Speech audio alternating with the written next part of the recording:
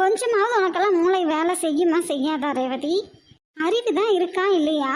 இத்தனை வருஷமாலாம் அவர் உன் மேலே சந்தேகப்படல, இன்னைக்கு ஒரு நாள் தான் அவர் உன்னை சந்தேகப்பட்டுருவாரா? ஆமாம்மா நித்தின, உங்கள் அப்பாவை சொல்லணும் எல்லாத்துக்கும். சத்யா, முதல்ல 10 நாள் லீவ் போட்டு 2 பேத்துக்கு நிச்சயதார்த்தத்தையாவது முடிச்சு வைங்க. அப்போவாவது உங்கள் மகன் அடங்குறாளா பார்ப்போம். நம்ம வந்து எவ்வளோ நேரம் ஆச்சு, இவன் அப்படி என்னதான் யோசிச்சுட்டு இருக்கான்? ஈஸ்வர், டே ஈஸ்வர். என்ன அண்ணே? என்ன நொன்ன அண்ணே?